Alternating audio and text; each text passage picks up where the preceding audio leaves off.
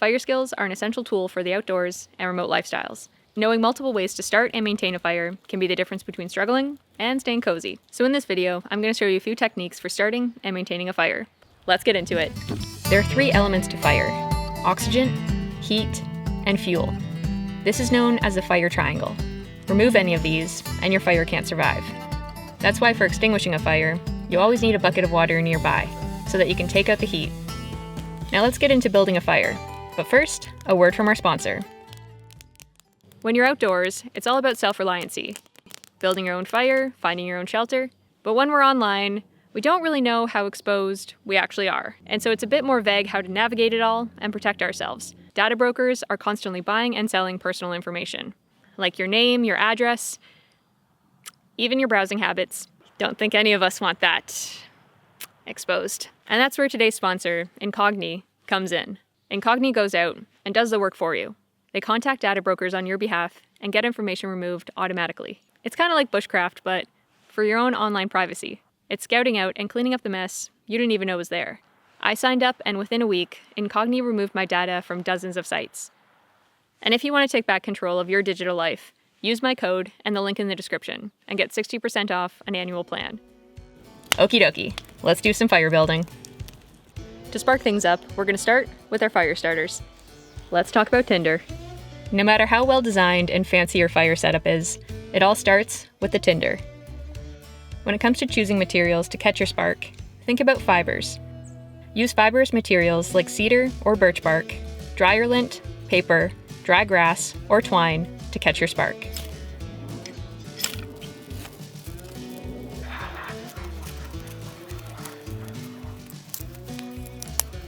And to keep that flame going, fats will do the trick. Substances like petroleum jelly or cooking oils can extend your burn time, like using a can of tuna for your fire pit. Coil up some toilet paper to catch the spark. And the oil is going to keep it burning long and strong.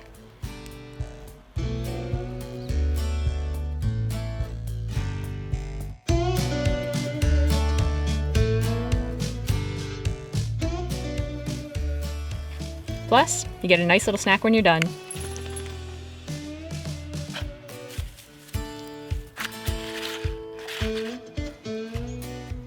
A combination of fats and fibers make for great little tinder bundles.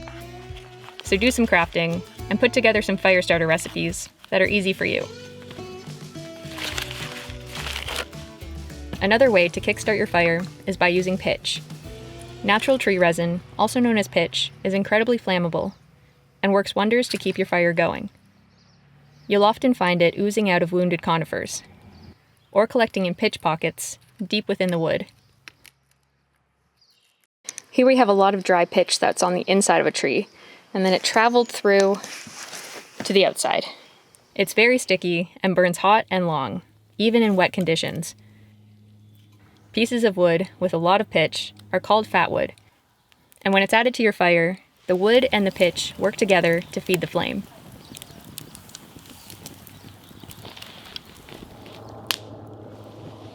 But use with caution, because pitch makes the fire a little bit more unpredictable.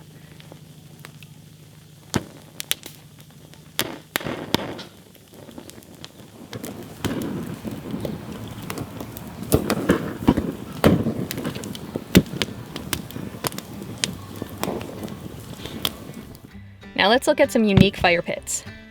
This round of cedar has pencil rot, which creates a nice soft area to loosen the center and make a fire pit. We're going to use some of the dry bits of wood, mixed with the bark, to feed the flame.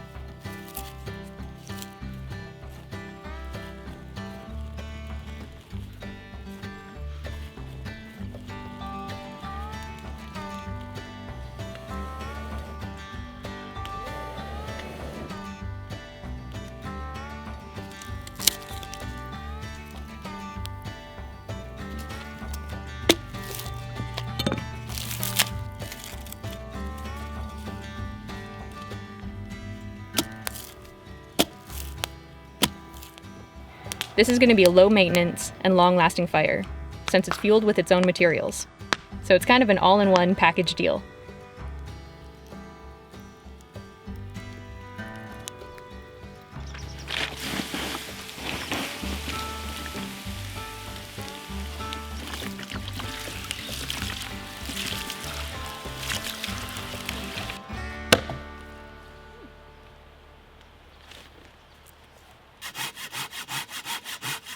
Similar to using one piece of cedar for a fire pit, you can use one piece of wood to create a torch. Cut across the top to create an X, around 2 inches deep. Fill the cracks with dry fibrous material, and maybe a bit of fat wood.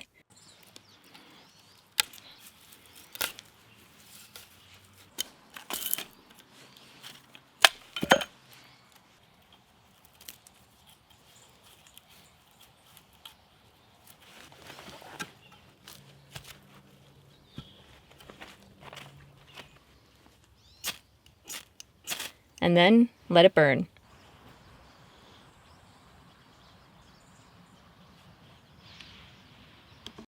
A torch is convenient because it can be transported very easily. Now, a common question is, what's the best thing to use to ignite my fire? A lighter? A ferro rod? Or matches? Well, let's look at some pros and cons. Matches are easy to use and will give you a spark almost every strike. But they're very affected by the weather. You only get 1 strike per match, and they break easily. Lighters are super handy. They spark in most weather conditions, but they will eventually run out of fuel, and some lighters can be unreliable. A ferrocerium rod will produce a spark when scraped with a hard edge. They last for thousands of strikes, and can work in almost any weather. But they can be a bit more tricky to use, and need very dry tinder. Plus, they aren't as instant as a match or a lighter. Ideally, it's great to have them all on hand. You can use a lighter as your primary, a ferro rod as your backup, and then matches as an emergency backup. Now let's say we want a quick and easy camping stove. Well, all you need is an empty coffee can. Cut some holes near the top to create an updraft. This helps the fire to breathe. Then cut out a small door to load your fuel. It kind of looks like one of those creepy deep sea fish. I'm going to add a few more holes at the top, along with another door for better airflow.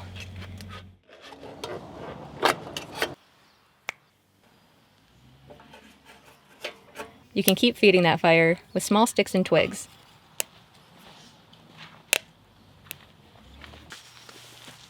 And once you've got a steady flame, you can use it for some light cooking.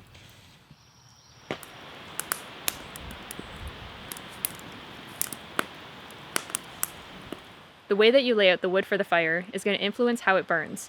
It's also going to depend on the task and your needs. Are you looking for something that's going to burn fast and quick for some warmth? Or maybe you're looking for a slow, long burn throughout the night. Or maybe you're looking to cook. So let's look at a few fire layouts. Each layout will have an influence on how your fire burns. The teepee uses thin pieces, leaning together to form a triangle. The tinder is placed in the center. This is one of the quickest layouts to set up, and the quickest to burn.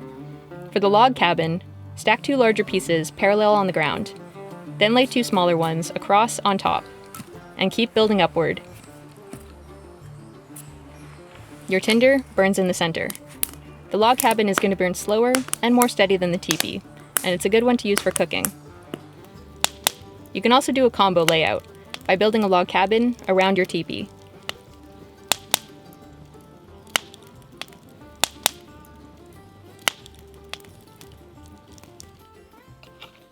For an upside down fire, start with your biggest logs at the bottom, then some smaller logs for the next level.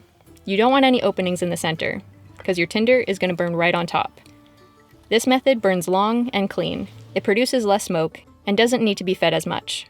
It's ideal for overnight fires, or when you want something that's hands-off. Let's say you need to make a fire on a windy day. That's no problem. Place a larger piece of wood on the ground as a windbreaker. Then lean some smaller sticks over to shelter your tinder. This will protect your flame while still allowing for airflow. Developing your fire skills isn't just about survival. It's also about deepening your understanding with nature and developing your self-reliancy. So whether you're in the forest for the weekend or for the long haul, hopefully these techniques give you some ideas. And good luck with your fire.